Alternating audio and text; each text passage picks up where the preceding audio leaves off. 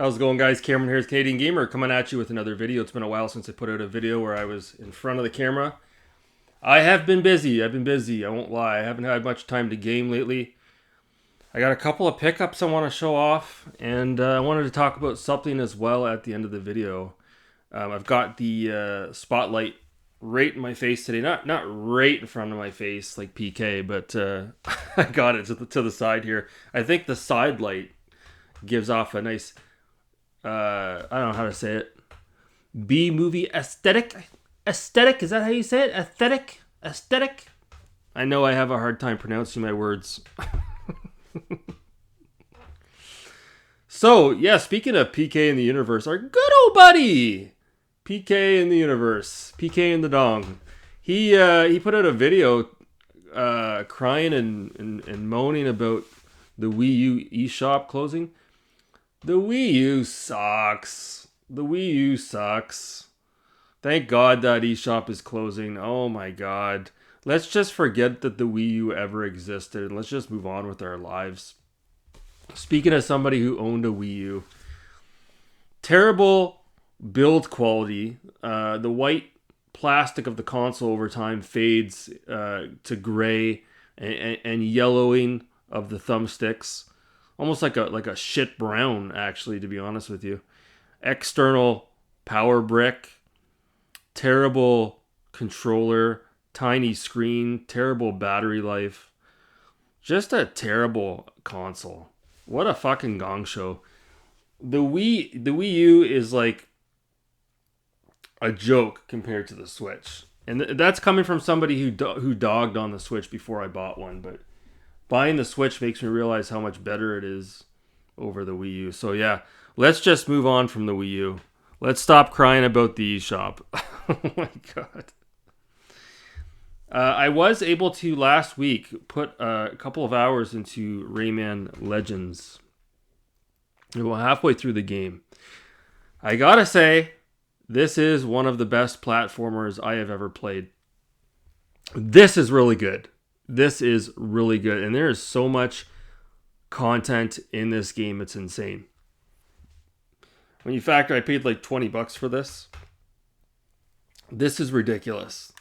This is right up there with a lot of those classic platformers from the 16-bit era, like Donkey Kong Country and Super Mario World. This really blows me away. Speaking of Ubisoft, didn't take long for Prince of Persia to go on sale, at least digitally. I saw there was a spring special on Xbox Marketplace, and the game is already 40% off. I'll hold off on a physical, but I would like to pick that up. Get a physical copy of that. Oh, there's something else I wanted to mention too. I just mentioned this before I forget. Back in the day, as in last year, when I played Quake Remastered on the Xbox One, you had to create a Bethesda.net account to be able to download all of the extra content on your Xbox. For whatever reason, that was actually on the PS4. For whatever reason, that is no longer needed with Quake 2 Remastered, and I failed to mention that when I was talking about Quake 2 Remastered, so I thought I'd mention it again. And when you play Quake Remastered on the Switch, which I have, you don't have to create a Bethesda.net account. So I don't know if it's just a PlayStation thing. I am not sure. So the next thing I want to talk about, I guess I'll show you guys my pickups. Let me take a sip of my wine. So I dropped off some stuff at the thrift store today, and then I went in after work and I had a look around. There wasn't really much there as far as games are concerned. There was a really cheesy looking casino game for the OG Xbox, and I almost picked it up so I could do a funny parody video on my channel.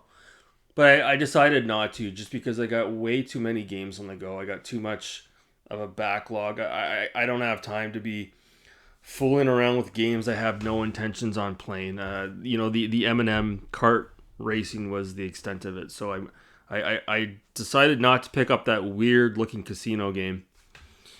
And then I went to this pawn shop, that I've been to before, but not since they relocated. And a very clean pawn shop, a very professional establishment, not sketchy at all. The folks that run the place, they're fantastic people, a husband and wife. And I went in there today, 10 to 3, and I was walking around and they kicked me out of the store. The guy actually said to me, he's like, we have a family engagement, and he wasn't rude about it. He's like, we're closing at 3, so he's basically saying, hurry the fuck up. But he was cool about it. Luckily, he gave me enough time to be able to look at the games for the most part. From what I saw, they had a nice PS1.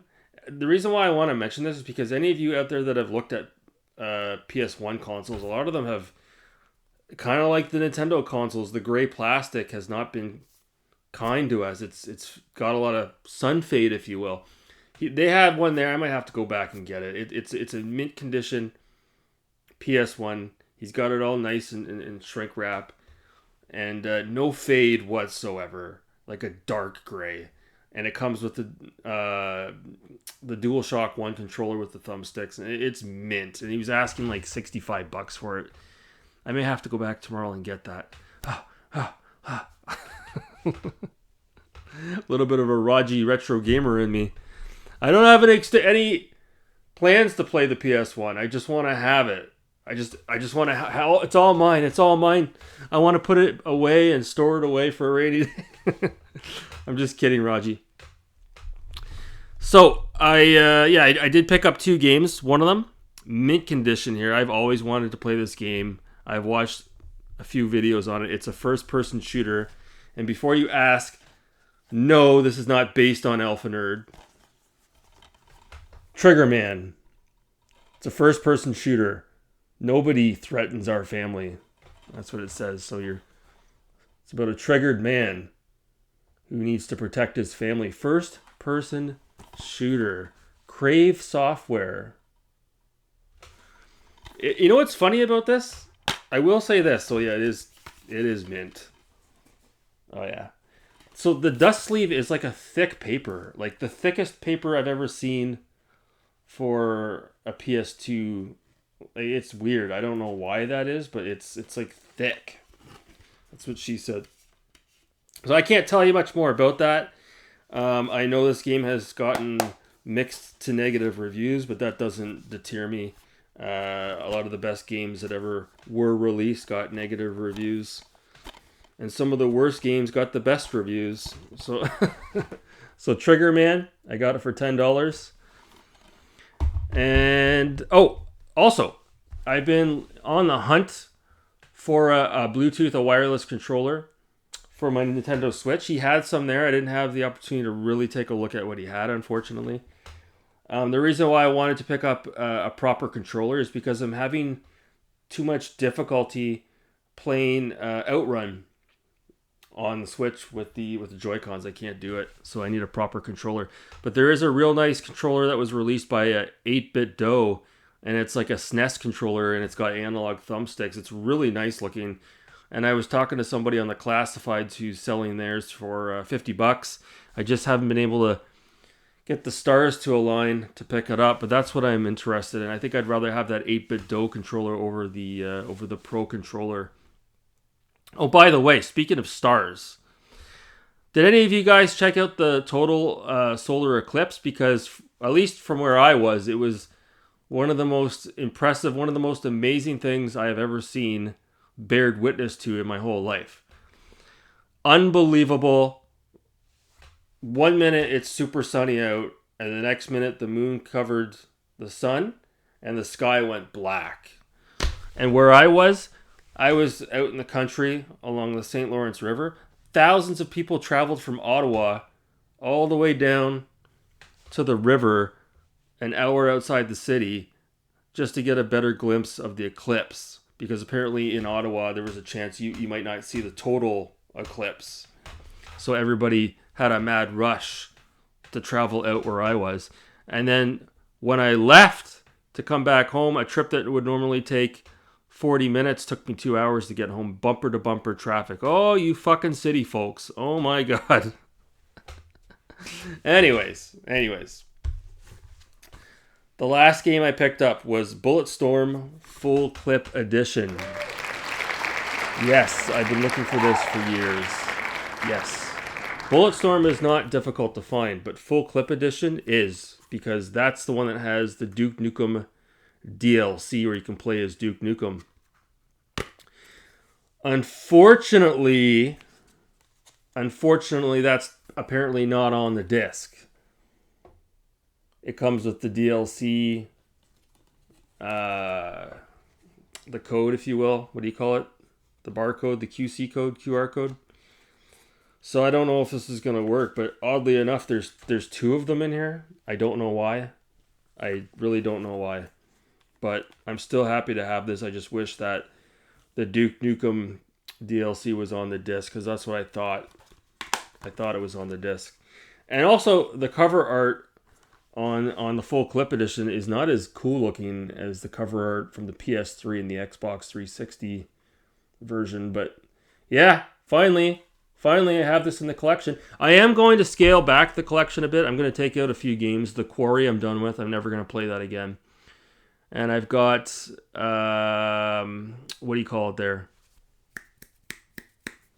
Androgyny? What's it called? The space game. I can't remember the name of it. Mass Effect. Mass Effect Androgynous. That's got to come out. I'm never going to play that. So yeah, let me take a sip of my wine and we'll talk about the last little topic here. Big UFC card on this weekend. UFC 300 should be good. 12-minute mark. That's not too bad. So, couch co-op. Let's talk about couch co-op. Is it dead? Yes. Couch co-op is absolutely fucking dead. Oh my God. You saw the clip at the beginning of the video. It's sad, eh? That's how things are nowadays. Isolated. Kid comes home from school and puts his headphones on and he's got his smartphone. That's how he communicates. He or she. They. Yes, couch co-op is dead. Are there exceptions to the rule? Yes.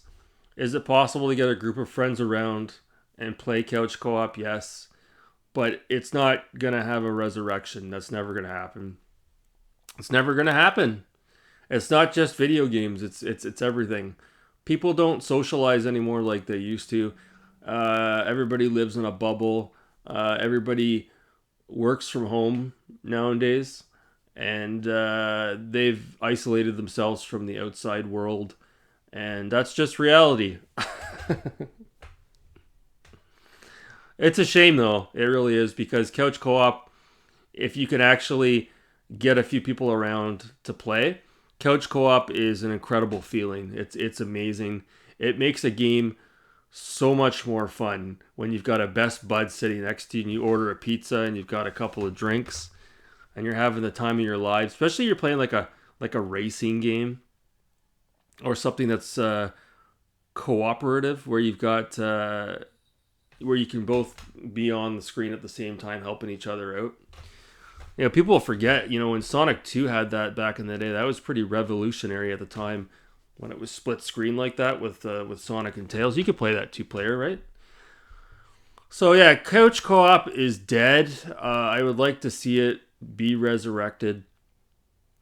The last time it was really, let's be honest here, resurrected was when the Nintendo Wii was at its height of its popularity, but we haven't seen anything like that since. Like I said, the boom of online connectivity, even though that's not new either, right? That's been around since the mid to late 90s. More so now though. You know, when you're talking about Steam and Xbox Live and the PlayStation Network, that's just how it is. Ease of access, playing online, has actually killed off couch co-op. The internet killed couch co-op. So that's gonna do it for me. That's it for this video. I just wanted to show you guys those pickups, have a little bit of conversation, and we will be back with something a little bit later. That's gonna do it for me. Thanks so much for watching. Have a good night.